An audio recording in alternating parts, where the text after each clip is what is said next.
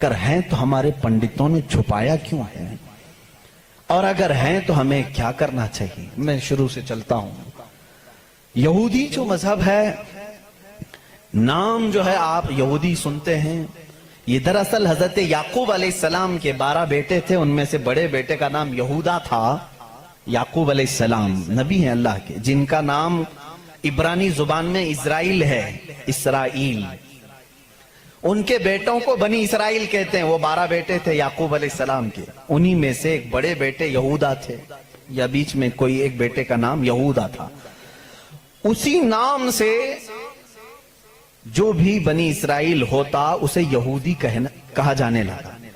यहूदी एक कौम का नाम हो गया। वो अब उसको इंग्लिश में ज्यूज कहते हैं। आज ज्यूज ये दुनिया की शरीर कौम है, बड़ी शरीर कौम है। पहले ये लोगों ने नबियों का कत्ल किया है।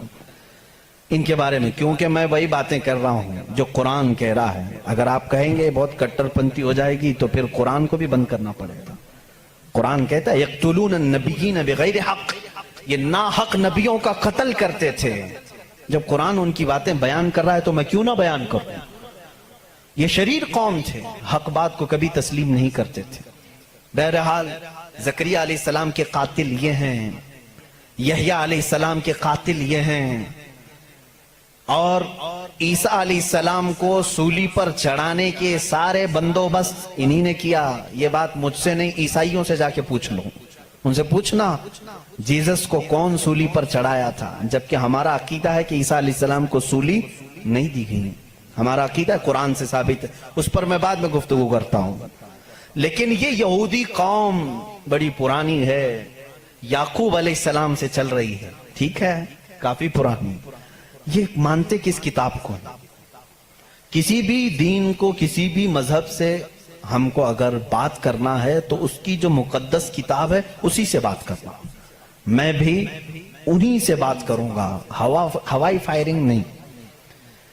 जो मुकद्दस किताब तुम्हारे नजदीक है उसी की बातें अगर मैं रखता हूं। यहां महफिल में इतना वक्त नहीं होता, थोड़ी थोड़ी झलकियां मैं दे करके जाऊंगा ताकि जो रिसर्च स्कॉलर हैं वो इसको आगे बढ़ाएं और फिर अपनी तहकीक से लोगों के सामने ये बातों को लाएं।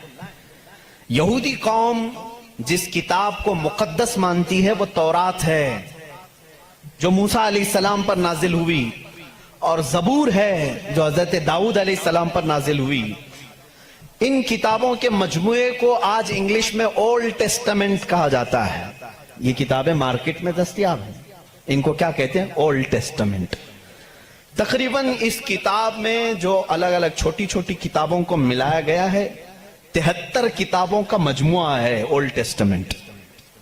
जैसे कुरान में 30 पारे हैं ना, पहला पारा, दूसरा पारा, तीसरा पारा, इस तरह से उसमें पारे समझ लें या अलग अलग टॉपिक्स। ये कितने हैं? 73 हैं। उसमें भी उनका बड़ा इख्तिलाफ है, मैं सारे इख्तिलाफात नहीं बता सकता आज, लेकिन कुरान में सबका इत्तेफाक है, चाहे वो शिया हो, देवबंदी हो, वहाबी हो, अहले हदीस हो, कोई भी हो।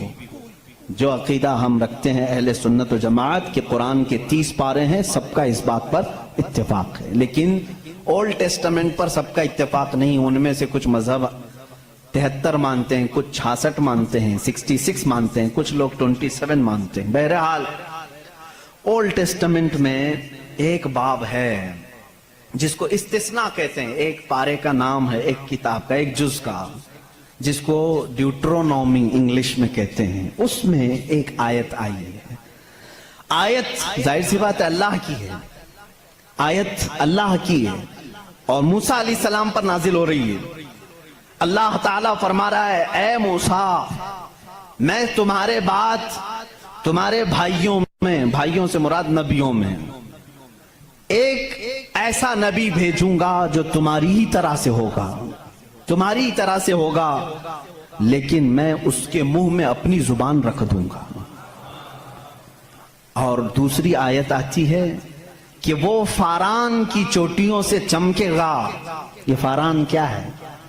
ये फारान की चोटियां कहते हैं मक्का मुकर्रमा में जो अब पहाड़ है, जबल काबा, जो खाना काबा के करीब, इन्होंने उसको सब खत्म कर दिया। आज वहां पर बादशाहों के महलात बने हुए हैं। वहां फारान की चोटियां कहा जाता था کہ وہ مکہ کا ایک پہاڑ ہے، اور مقدس کتاب اولڈ ٹیسٹمنٹ میں کہا جا رہا ہے کہ وہ چمکے گا کہاں سے؟ فاران کی چوٹیوں سے۔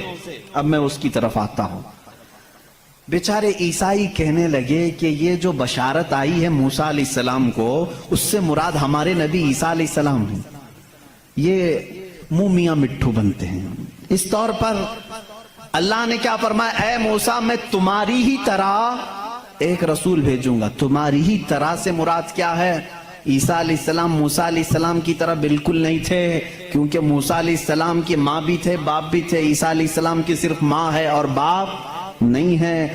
اگر ماں اور باپ والا کوئی رسول ہے تو وہ محمد عربی صلی اللہ علیہ وسلم، میرے آقا کی ماں بھی ہیں، باپ بھی ہیں۔ موسیٰ علیہ السلام کی طرح عیسیٰ علیہ السلام نہیں ہو سکتے۔ یہ میں کرسچن سے کہہ رہا ہوں، عیسائیوں سے کہہ رہا ہوں، جو یہ کہتے ہیں کہ موسیٰ کی بشارت میں ہمارے نبی کا ذکر آیا ہے۔ میں کہہ رہا ہوں نہیں، اس لیے کہ موسیٰ علیہ السلام کی شادی بھی ہوئی تھی، بچے بھی ہوئے تھے۔ عیسیٰ علیہ السلام کی شادی بھی نہیں ہوئی، بچے بھی نہیں ہوئے۔ وہ 33 سال کی عمر میں آسمانوں پر اٹھا لیے گئے۔ لیکن اگر موسیٰ علیہ السلام کی طرح شادی اور بچے والا کوئی رسول ہے، وہ محمد عربی صلی اللہ علیہ وسلم۔ شادی بھی کیا ہے آپ نے، بچے بھی فرمائے۔ اور دوسری آیت جو موسیٰ علیہ السلام سے یہ کہی گئی کہ وہ فاران کی چوٹیوں سے چمکے گا، میرے عزیزو اس کا مصداق کوئی دوسرا نبی ہو ہی نہیں سکتا۔ میں آپ کو تاریخ بتاؤں، فاران کہاں ہے؟ مکہ میں ہے۔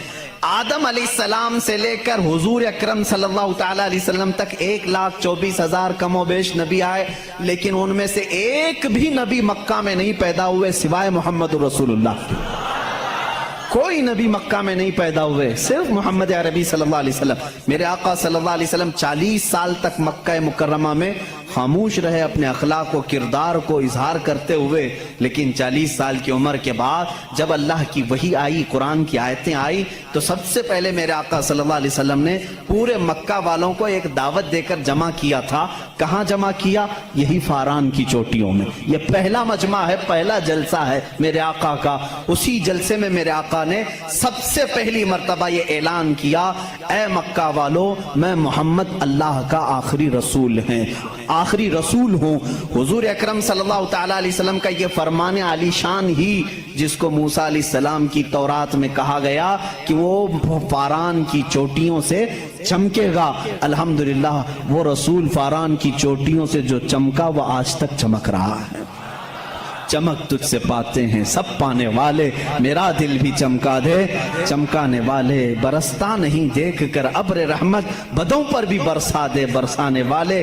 یا رسول اللہ میں مجرم ہوں آقا، مجھے ساتھ لے لو کہ رستے میں ہیں جا بجا تھانے والے۔ ہمارے تو روڈ پر ہی ہیں۔ بہرحال یا رسول اللہ ہم کو اپنے ساتھ لے لیں، جا بجا ہیں تھانے والے تو سمجھتے ہوں گے، اعلیٰ حضرت نے شعر میں ذکر فرمایا۔ بہرحال ایک اولڈ ٹیسٹمنٹ کی ایک ہی بات میں نے کہی، جیوز سے یہ پوچھیں جا کر کے کہ یہ ذکر آیا ہے موسیٰ کے بعد ایک نبی آنے والے، وہ کون سے نبی ہیں؟ ان کی یہ صفت بیان کی گئی ہے ڈیوٹرونومی استثناء میں، اولڈ ٹیسٹمنٹ میں یہ ذکر آیا ہے، وہ کون ہے، وہ کون سا رسول ہے، آخر تم ہی بتا دو۔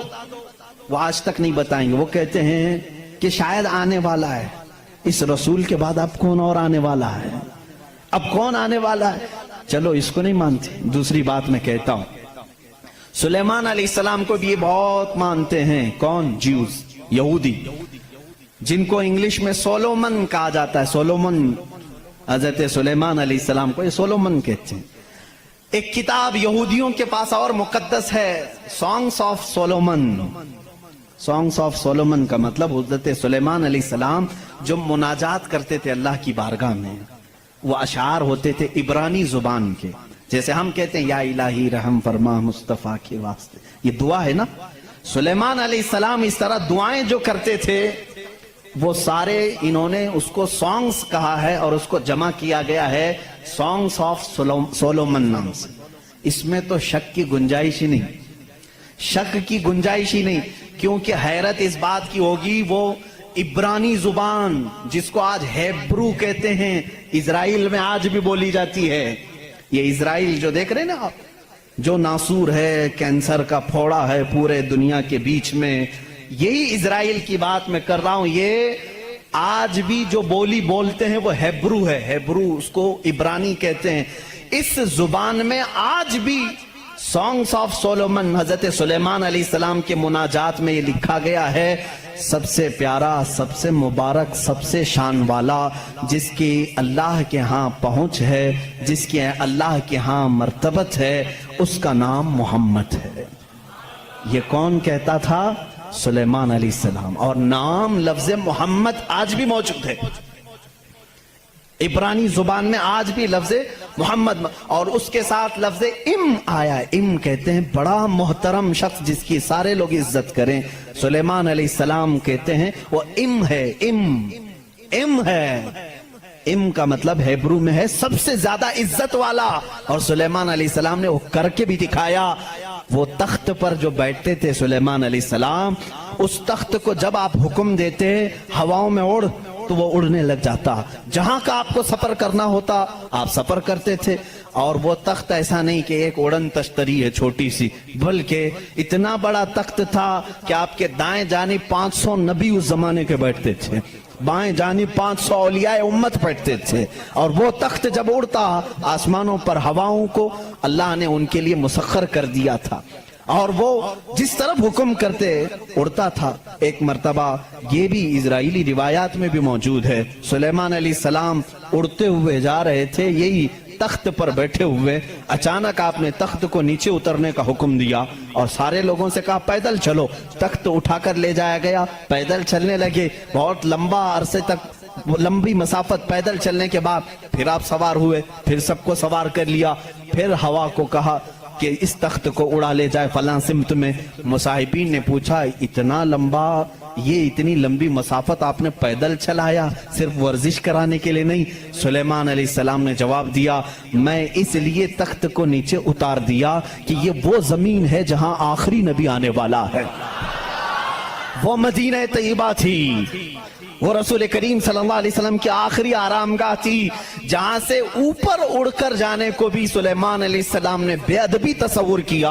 और इसीलिए वो अपने सॉन्ग्स में, यानी अपने मुनाजात में, जो हुजूर सल्लल्लाहु अलैहि वसल्लम के साथ लफ्ज जिक्र करते हैं, वो लफ्ज इम है। यानी दुनिया जिसकी सबसे ज्यादा एहतराम करे वो मोहम्मद अरबी सल्लल्लाहु अलैहि वसल्लम है। आओ ज्यूज, आओ यहूदियों, पढ़ो इस चीज को कि मोहम्मद अरबी सल्लल्लाहु अलैहि वसल्लम का जिक्र सुलेमान अलैहिस्सलाम ने किया है, मूसा अलैहिस्सलाम ने किया है।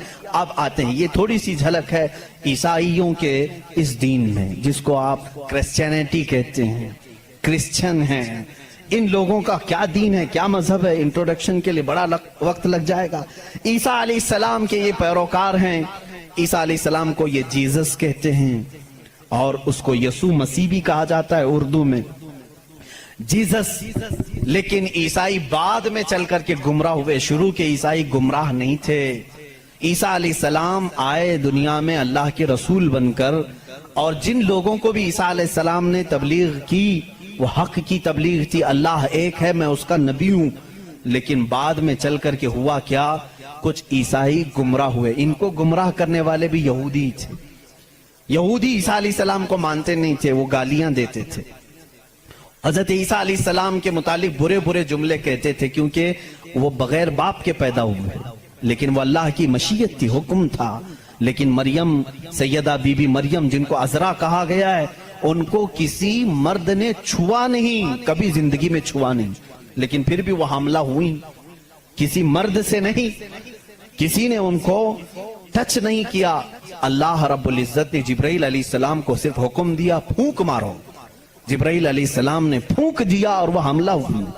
इसीलिए ईसा अलैहिस्सलाम को रूहुल्लाह कहा जाता है, रूहुल्लाह कहा जाता है, वह अल्लाह की निशानी है। लेकिन बाद के ईसाई गुमराह हुए, ये क्या कहने लगे, नहीं, इनमें आकर के भी इन्होंने ही शरपसंदी फैलाई है यहूदियों ने, कि नहीं, ईसा जो है वो दर हकीकत खुदा का बेटा है, मरियम खुदा की बीवी है और ईसा बेटे हैं। इसलिए कुछ लोग ट्राइनिटी के कायल हो गए, तसलीस जिसको कहते हैं, तीन खुदाओं को मानना, ये ईसाइयों के दीन में आ गया। ये तीन तीन खुदा मानने लग गए। एक अल्लाह को भी मानते हैं, दूसरे रूह मुकद्दस को बाज लोग, और बाज लोग बीबी मरियम को खुदा कहते हैं, तीसरे हजरत ईसा अलैहिस्सलाम जीसस गॉड कहते हैं। مریم کو میری کہتے ہیں, میری بھی گاڈ ہے, اور اللہ رب العزت کو یہ فادر کہتے ہیں, گاڈ فادر کہتے ہیں. بہت سارے مسلمان یہ جملہ یوز کرتے ہیں, وہ ہمارے گاڈ فادر ہیں, فلاں گاڈ فادر. ہرگز نہ استعمال کریں. اللہ کو باپ کہنا اسلام میں جائز ہی نہیں. لم یلد ولم یولد, نہ اس سے کوئی پیدا ہوا نہ وہ کسی سے پیدا ہوا. ہمارا عقیدہ یہ. لیکن عیسائی بعد میں گمراہ ہوئے اور وہ 3 خداؤں کا عقیدہ رکھنے لگ گئے. اب میں آ کر کے چلتا ہوں آگے. عیسائیوں کو اگر میں بتاؤں کہ تمہارے دین میں اصل بات کیا ہے جو عیسیٰ علیہ السلام کہہ گئے جو آج تم نہیں کر رہے ہو, وہ صرف یہی بات ہے. عیسیٰ علیہ السلام اپنے حواریین سے کہتے ہیں میں تمہیں ایک ضروری بات سناتا ہوں جس کو سننا ضروری ہے. اس کا حوالہ بھی میں دے دوں.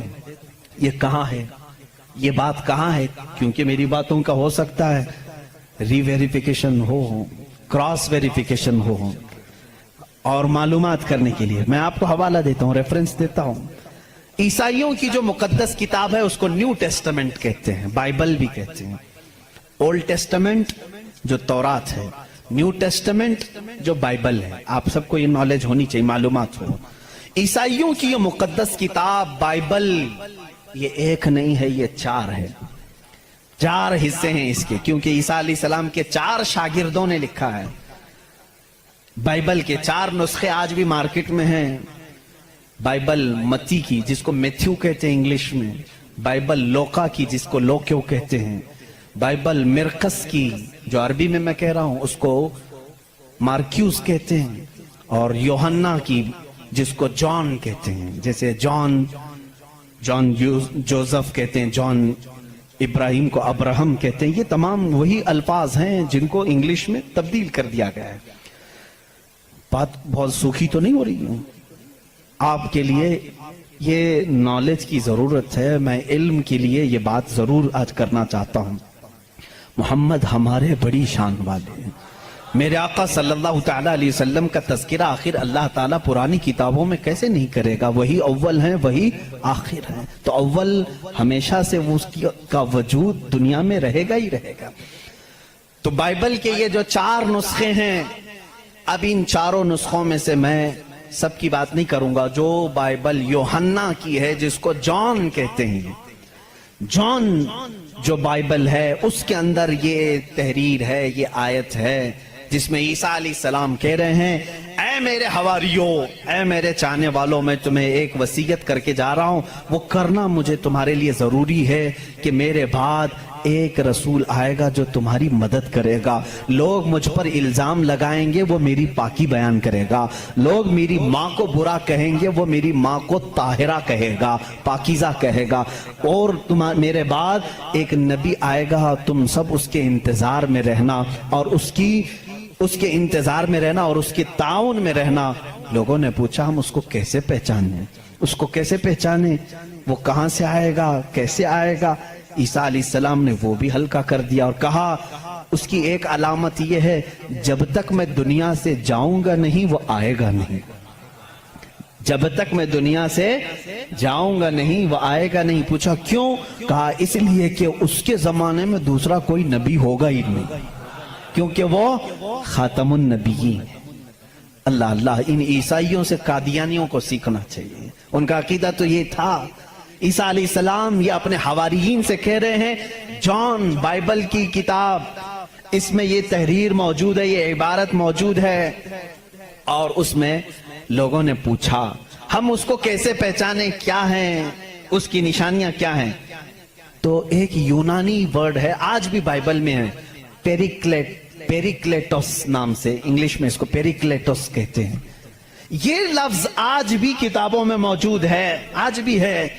اور ان ظالموں نے اس کا ترجمہ الگ الگ کیا. عیسیٰ علیہ السلام نے کہا تھا کہ وہ پیریکلیٹوس ہوگا, تم اس کو پہچانو گے.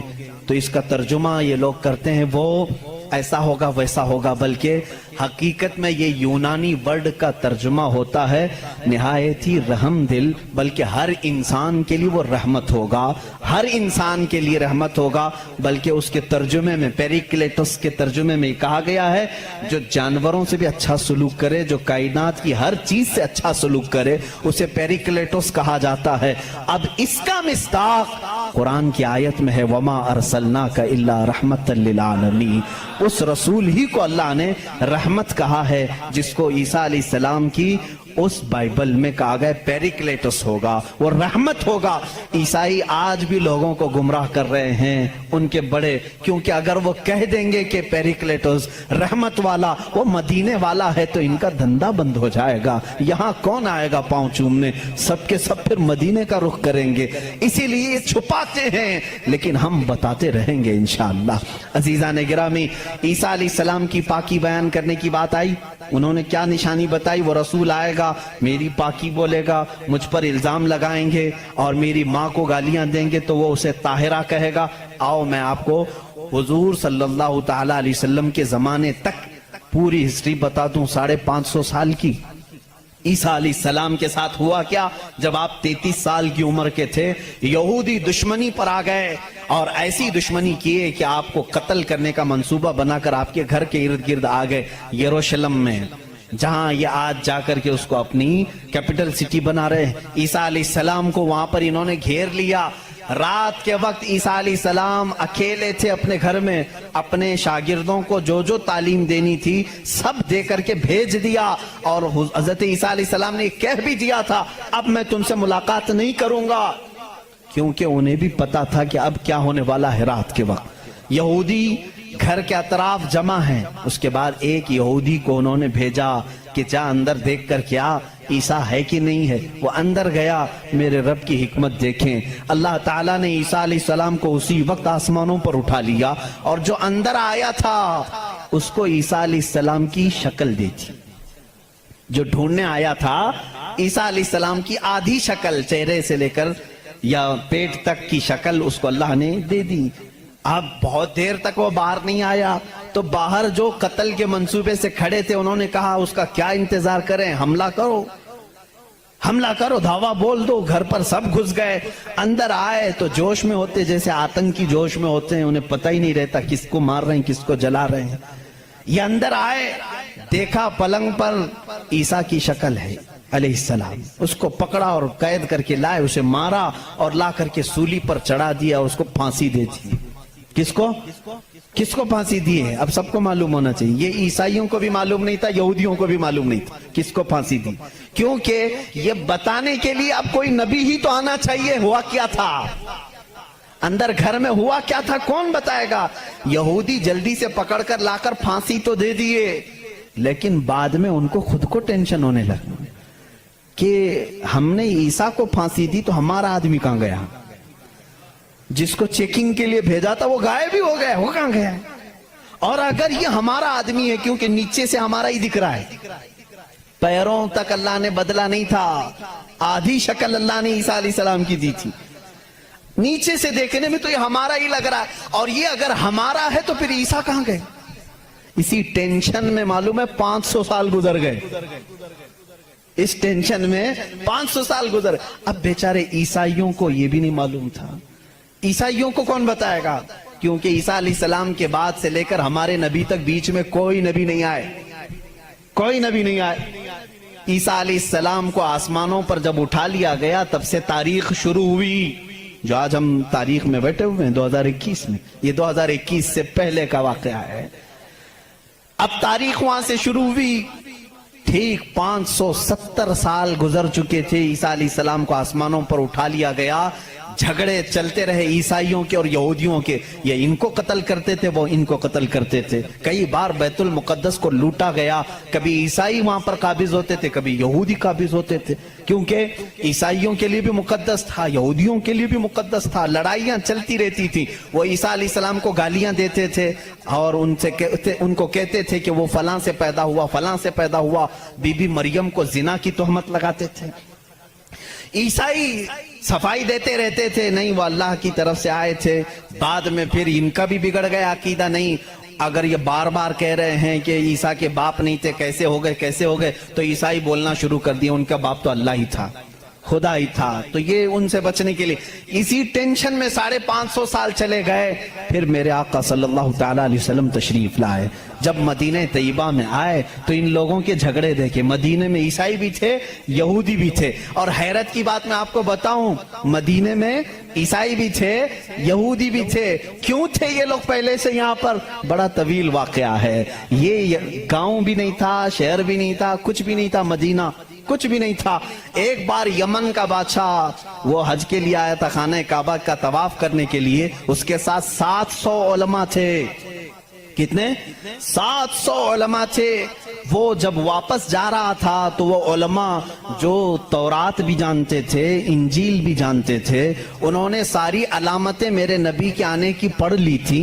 انہوں نے زمین کو دیکھا اور پہچان لیا. کہا وہ آخری رسول جو آئیں گے وہ اسی زمین پر آئیں گے، کیونکہ ہماری کتابوں میں لکھا گیا ہے عرب کے صحرا میں ایک چٹیل میں ایک زمین ایسی ہوگی جو پہاڑوں سے گھری ہوگی اور درخت کھجوروں کے کثرت سے ہوں گے، وہاں ہریالی ہوگی، اس کے بیچ میں وہ رسول آخری زمانے میں آئے گا. ان لوگوں نے پہچان لیا یہی زمین ہے. تو وہ عیسائی اور یہودی جو علماء تھے، وہ 700 علماء بادشاہ کے ساتھ جانے سے منع کر دیا. انہوں نے کہا ہم یہیں رہیں گے اور اس نبی کا انتظار کریں گے، وہ جب آئیں گے ہم ان کے انتظار میں رہیں گے. تو مدینہ بسایا گیا تھا کس کے لیے؟ میرے نبی کے انتظار میں. اس سے پہلے وہاں آبادی نہیں تھی، کوئی آبادی نہیں، اور بسایا ہی نہیں یہودیوں نے. یہودی ہی انتظار میں آ کر کے مدینے میں رہے. اور اتنا ہی نہیں، وہ بادشاہ نے ان کے لیے سب کے لیے گھر بنائے، ایک آبادی بنی، اور اپنا ایک لیٹر بھی دے کر کے گیا کہ اگر وہ نبی آ جائیں تو میرا یہ خط ان کو دے دینا کہ میں بھی ان پر ایمان لاتا ہوں. اس واقعے کو کئی سو سال گزر گئے لیکن وہ خط محفوظ تھا. جب رسول کریم صلی اللہ علیہ وسلم مدینہ ہجرت کر کے آئے تو آپ سب کو معلوم ہے، میں طوالت میں نہیں جاتا، تفصیل میں نہیں جاتا. حضور پاک صلی اللہ علیہ وسلم کو ہر کوئی اپنے گھر بلا رہا تھا. حضور نے کیا فرمایا؟ میری اونٹنی پر چھوڑ دو، یہ جہاں بیٹھے گی وہاں میں قیام کروں گا. اونٹنی کہاں بیٹھی؟ حضرت ابو ایوب انصاری کے گھر پر. اسی صحابی کے گھر کیوں بیٹھی؟ حضور صلی اللہ تعالیٰ علیہ وسلم اس گھر میں مہمان ہوئے حضرت ابو ایوب انصاری کے.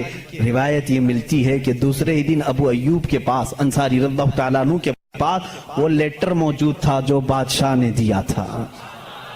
وہ خط موجود تھا جو کئی سو سال پہلے بادشاہ دے کر گیا تھا. وہ ان کی اولادوں میں چلتا آ رہا تھا. اور وہ حضرت ایوب علیہ السلام، ابو ایوب انصاری رضی اللہ تعالیٰ عنہ کے تک پہنچا اور وہ حضور صلی اللہ تعالیٰ علیہ وسلم کی خدمت میں پہنچا.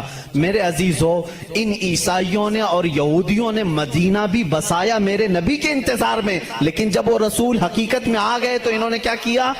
ایمان لانے سے انکار کر دیا. نہیں مانے، کیونکہ اس وقت دھندا زوروں پر تھا. لوگوں کو جو بیوقوف بنانے کا دھندا ہے وہ بابا گیری میں بہت زیادہ تھے. عیسائی بھی اور یہودی بھی لوگوں کو پاگل بنانا، ان سے پیسے ایٹھنا، یہ کاموں میں مصروف تھے. اگر وہ نبی کی طرف لوگوں کو کہہ دیں یہی آخری رسول ہے، یہاں کیسے چلے گا پھر کام؟ اس لیے وہ انکار کر گئے. اب میں آپ کو بتاتا ہوں عیسیٰ علیہ السلام نے جو کہا تھا حواریین سے، وہ رسول آئے گا، میری پاکی بولے گا اور بی بی مریم کو طاہرہ کہے گا جب لوگ ان پر الزامات لگا رہے ہوں گے. میرے آقا صلی اللہ تعالیٰ علیہ وسلم جب مدینے تشریف لائے تو دیکھا یہودی اور عیسائی آپس میں لڑتے ہیں. یہ ان کو تانا مارتے ہیں، وہ ان کو تانا مارتے ہیں. کسی کو حقیقت کا علم ہی نہیں تھا. آخر ان کو سولی دی گئی یا قتل کیا گیا، کیا ہوا کسی کو نہیں معلوم تھا. پہلی مرتبہ میرے آقا صلی اللہ علیہ وسلم پر قرآن کی آیت آئی. اللہ رب العزت نے فرمایا بل رفعہ اللہ الیہ. یہ لوگ آپس میں جھگڑتے ہیں. ان کو یہودی کہتے ہیں ہم نے سولی پر چڑھا دیا، پھانسی دے دی. عیسائی کہتے ہیں نہیں، وہ غائب ہو گئے ہیں، آئیں گے. اے نبی آپ فرما دیں، نہ عیسائی صحیح کہہ رہے ہیں نہ یہودی صحیح کہہ رہے ہیں، بلکہ اللہ نے عیسیٰ کو آسمانوں پر اٹھایا ہے. میرے آقا صلی اللہ علیہ وسلم نے سب سے پہلی مرتبہ یہ بیان کیا اور پھر یہودیوں سے کہا اے یہودیوں، تم ہرگز بی بی مریم کی طرف انگلی نہ اٹھانا، اس لیے کہ وہ بطول ہیں، وہ عذرا ہیں، انہیں کسی بشر نے چھوا تک نہیں. عیسیٰ علیہ السلام جو پیدا ہوئے وہ اللہ کی نشانی ہے. اب مجھے بتاؤ، عیسائیوں کے اوپر 500 سال سے یہ غلاظت ڈال رہے تھے. کون؟ یہودی 500 سال سے گالیاں دے رہے تھے. ان عیسائیوں کو احسان ماننا چاہیے میرے رسول پاک کا. میرے رسول کریم صلی اللہ تعالی علیہ وسلم نے سیدنا عیسیٰ علیہ السلام کی طہارت بیان کی کہ وہ اللہ کے بیٹے نہیں ہیں، وہ پاکیزہ ہیں، وہ اللہ کی مخلوق ہیں. اور دوسری طہارت بیان کی سیدہ بی بی مریم کی کہ وہ پاکیزہ ہے، طاہرہ ہے، بطول ہے، عذرا ہے. اب عیسائیوں کو یہ تسلیم کرنا چاہیے کہ ہم کو یہودیوں کے ان الزامات سے اگر کسی نے بچایا ہے تو وہ محمد رسول اللہ ہے. عیسائیوں کی کتاب میں یہ ساری چیزیں موجود ہیں میرے عزیزو. اب یہاں پر بات بہت زیادہ ہے، میں آپ کو مختصر لے کر کے جا رہا ہوں. دنیا کے جو بڑے مذاہب ہیں، جو بڑے ریلیجین ہیں، ان میں سے یہودی بھی ہیں، عیسائی بھی ہیں. تیسرے نمبر پر اگر میں بدھ مت کا ذکر کروں، بدھا جس کو گوتم بدھ کہتے ہیں، اس دین کا بانی، اس دین کا فاؤنڈر، اس دین کا موجد گوتم بدھ. اس کی تعلیمات، اس کی کتابیں آج بھی موجود ہیں. کتابیں جو دساتیر کہلاتی ہیں، گوتم بدھ کی کتابوں میں اخلاق زیادہ سکھائے گئے ہیں، تصوف زیادہ سکھائے گئے، دنیا سے کنارہ کشی زیادہ سکھائی گئی ہے. جیسے آج بھی گوتم بدھ کے ماننے والے یہ کہتے ہیں. عیسائیوں میں جس طرح فرقے ہوئے، اسی طرح بدھ مت میں بھی فرقے ہوئے. اس میں سے جیسے کچھ ننگے رہنے والے، کچھ لوگ کپڑے پہننے والے، کچھ پوری دنیا کو چھوڑنے والے، کچھ دنیا میں سے تھوڑا چکھنے والے، سب طرح کے ہوئے.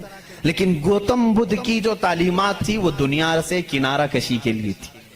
گوتم بدھ دنیا کا ایک بڑا اس زمانے میں پیروکار جس کے رہے ہوں ایسا شخص تھا.